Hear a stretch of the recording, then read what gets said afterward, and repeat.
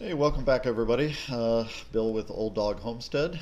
So my project today is I'm going to clean out our tankless water heater. We had it installed about 14 months ago. I'm a couple months past where I should have already done this. It's really something you probably want to do every year, but been busy with other things, and so finally my lovely bride reminded me I needed to do this, so I'm going to take you on this adventure as I do this for the first time. I watched a couple of videos just to kind of get an idea of what needed to be done. Seems like actually it's fairly simple and anyone should be able to do it. So I'm gonna take you along again, so see how much trouble I can get into, and hopefully it's informative for you, and hopefully you'll be able to take care of your tankless water heater if you have one. All right, gonna get ready to get after this task. So the first thing I'm gonna do is go ahead and power off the water heater, which is there, and it's off, and then I'm also just going to unplug it. That way we're sure that it is, there's no chance of it, powering up somehow. And then the other thing is just going to shut the gas off going to the tank. Just going to shut the water off now. This is the hot side. That's the cold inlet over here. So we got those shut off, and the next thing is we'll be removing the cover.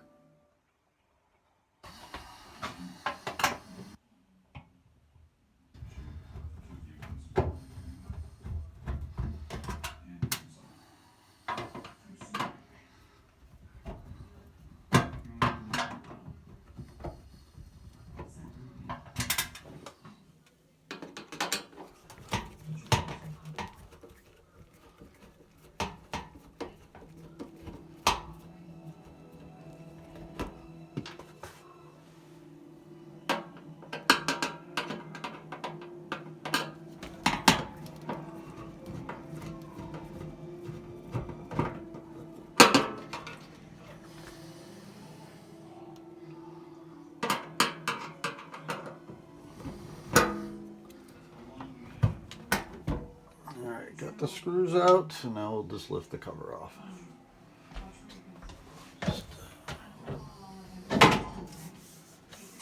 There is the inside of the Navien tankless water heater.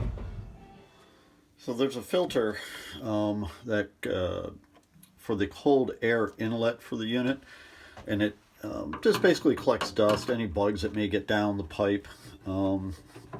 So we just got to take this screw out, and then there's another screw that actually holds, one of the screws that holds the pipe, actually the inlet pipe in, that we're probably going to have to remove, because otherwise we're not going to be able to get, oh, actually I can get it out. That's awesome.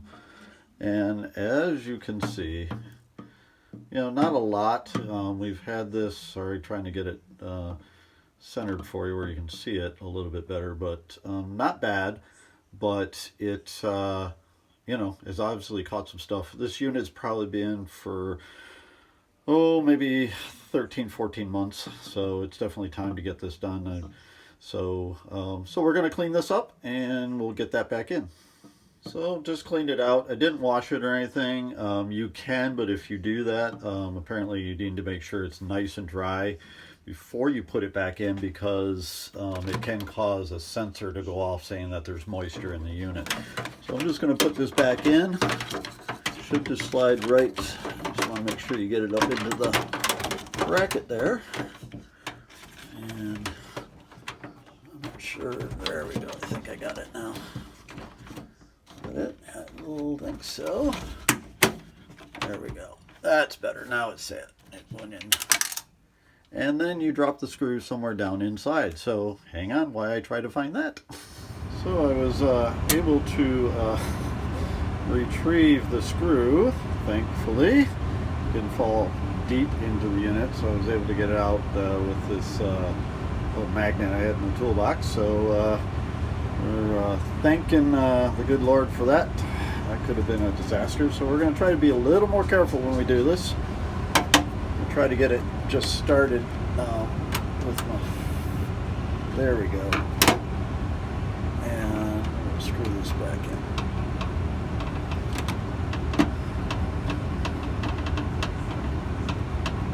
It does not appear that it's catching.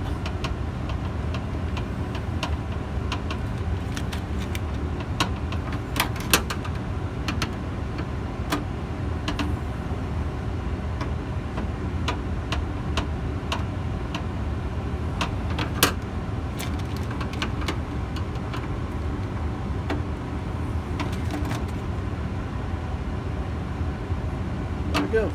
Beautiful. So now we're done basically on the inside. So just gonna put the cover back on, and then we'll start draining the system and flushing this out. So what I'm gonna do now is just take these off the cold. These are the clean out ports. So we're just gonna hopefully take these off. There we go. And then the same thing over here. And then there's just these washer connectors that I had in the garage. So we're just going to put these into the bucket and hook these up.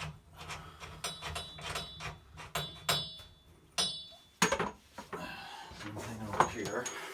Oh. Well, I didn't think that out when they did this.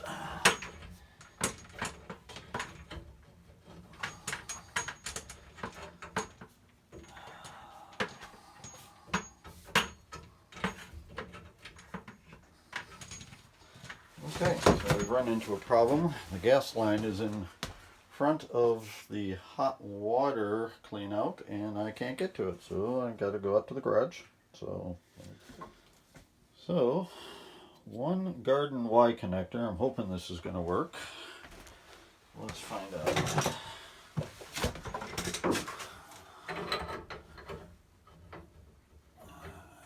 Hopefully enough room to screw it on here. Nope.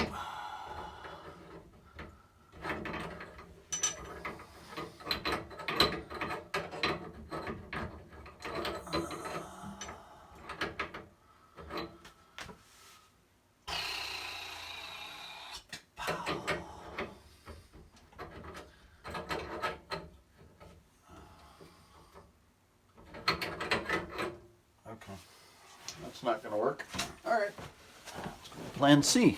Okay, plan C. I found a washer connector that's got a 90-degree angle on it. So let's test this concept out. Alright, it's going to work. It's just a little cold and stiff.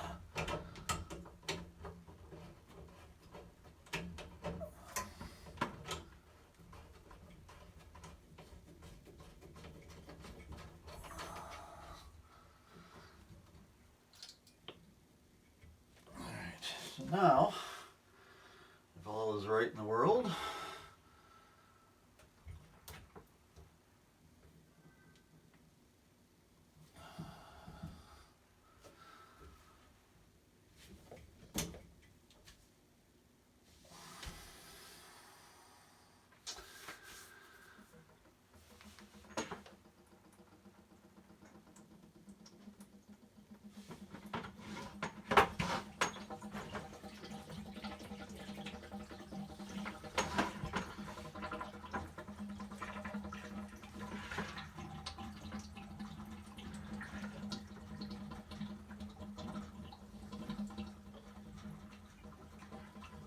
so just gonna let the water drain out, and then we'll get on to the next step, which is actually gonna flush the system. There we go.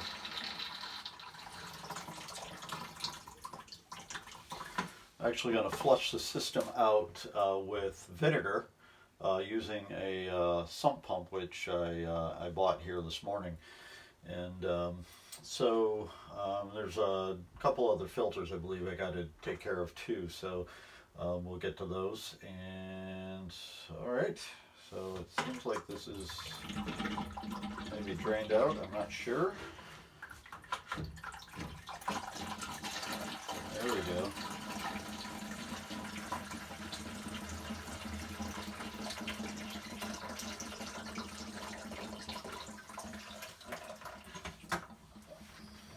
I'm just gonna release the the pressure relief valve too, because that'll help.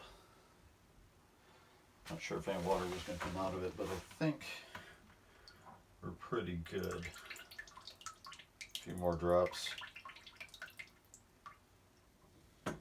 So, okay, I think we're pretty well drained there.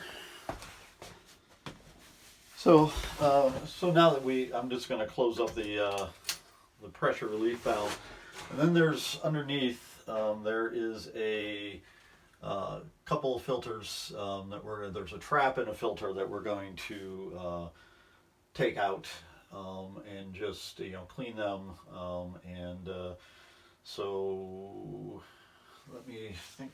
Channel lock.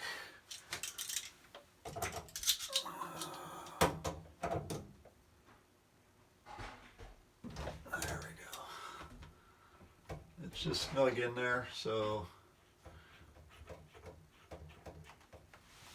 grab this real quick. Just I'm not sure how much water's on. A little bit of water, not bad though, not bad. Oh yeah, it definitely needs a little bit of a cleaning for sure. Just set that there for a minute. And that's wow. That's why we have to clean things. So that's the filter. As you can see, it's actually pretty gunked up. So I'm glad we're doing this. So I'm going to get that cleaned out. The other thing is I'll pull this trap as well and get that cleaned out. That's the trap right there. We're gonna just pull that pin out and try to get we'll get that out and get that drained as well. I'm gonna have to set this down. I'm gonna have to set the camera down because I just can't do it. But it's just this deal just pulls out and it falls down. So that's the drain plug. Kind of a catch for like anything. I'm not sure what that blob is, but kind of gross, but that's kind of what came out of it. And the other thing was when you drop this plug, just make sure you still have that O-ring because that has to reseat on that before you put it back in. So I bought this submersible utility pump at Ace. It was about I think it was like $80. It's 1.6 horsepower.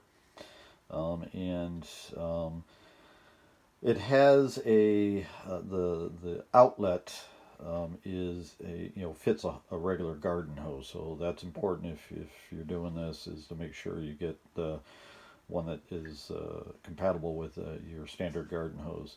So I'm going to get this unboxed and get it set up so that we can use this to pump the vinegar through the system. So here's the pump, and it was $80. Needed it to do this flush, but I also can use this probably for the pool. So that, obviously we have it covered up right now because of it's winter, and but if enough water accumulates on the cover, we need to pump that out. So right now we've been fine, haven't had to do anything with it. So this just something nice to have, I guess. So we'll get this set up and get this flush going. So we got everything cleaned, so I'm just going to put everything back together now. So this, again, that piece, just make sure that rubber washer gets put back on there. You're just going to slide that back into place and put that clip in, and that will hold that in place. There we go. And then we got this all cleaned out, and we'll put that back in place. So with that, you just have to really just hand tighten it, and then just a, like a quarter turn, just past hand tight, just because it is a plastic piece, and you certainly don't want to bust that. I'm trying to find a.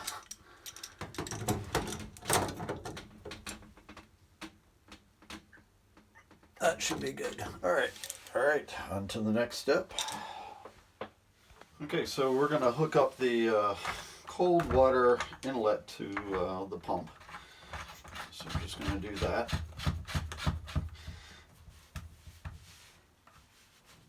And we'll put this down inside the bucket. And then we're just going to pour in the vinegar, a couple gallons of vinegar, just to make sure you have enough.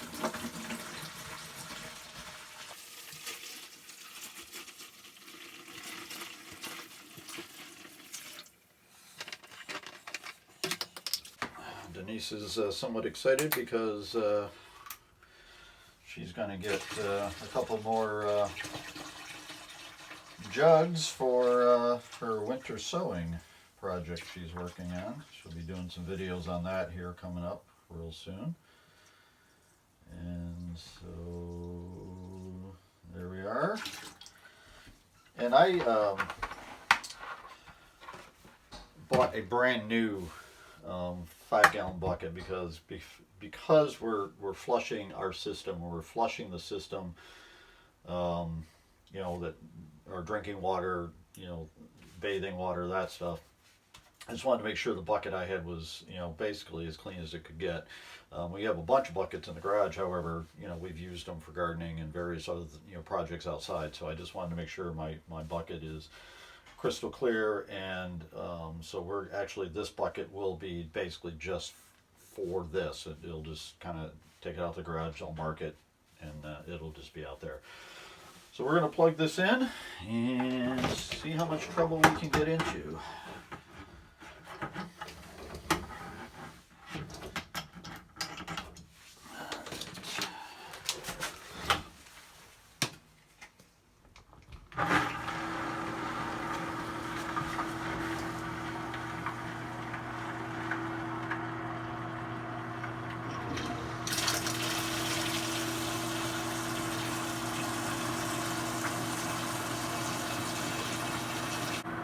So basically, it's just circulating the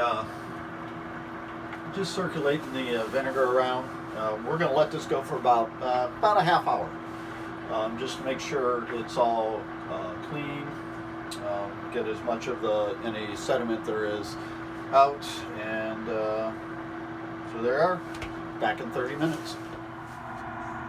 So here's the pump doing its job, and that vinegar looks very, very clean, so that's fortunate. It seems like we didn't have a lot of buildup. So this, again, will be going about 30-35 minutes. So we're going to go ahead and shut this pump off, and we'll flush the system as well, and get this unit powered back up and working. Alright, so we'll power that down, and so we're going to go ahead and shut off the service outlet up here.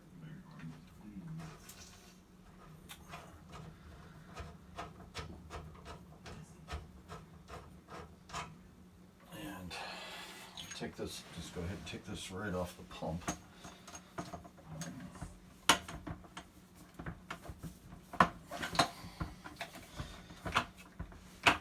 Seriously? Apparently it doesn't want to come back off. There we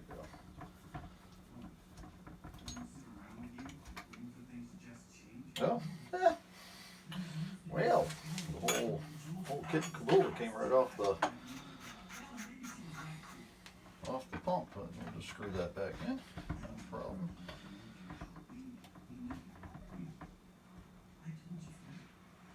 Alright, so we're done with the cold water side of stuff. We're just going to pop this back on here.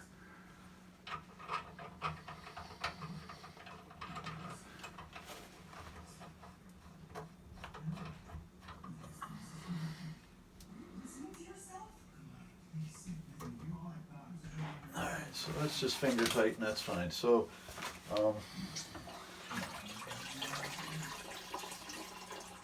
going to take the pump out, set that aside, let the water drain out of it. Or water, actually vinegar, not water. We'll set that aside.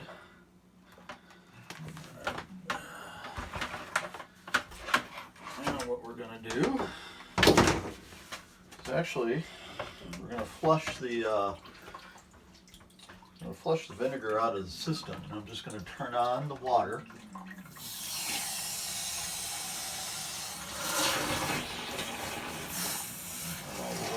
Just gonna flush this out. Try to get as much vinegar out of the system as we can.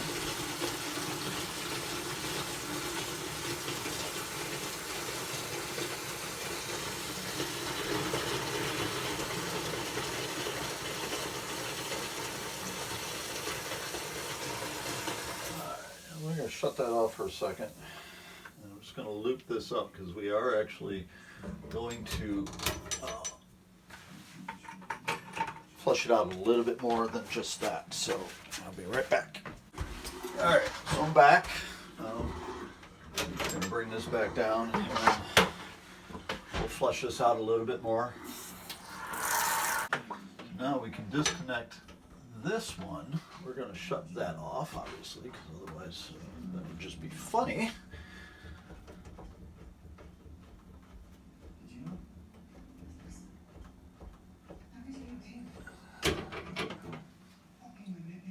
Just make sure that's all drained out. That there. We'll dump this water and then we'll get the system up and operating again. Alright, so we flushed it out. I'm going to put this service port cap back on. And that should be good to go. Now what we're going to do is we're going to turn that back on. That's the cold water going into the unit. And what we're going to do now is I'll turn on the hot water going out to all the faucets in the house. So we have the hot water faucets open, so we're just going to let that run till they're all, got the water maybe run just a little bit, just to make sure any residual vinegar is going to be run out. So we're going to do that right.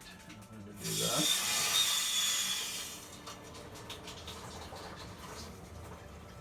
And we're going to plug our unit back in. We're going to open our gas valve.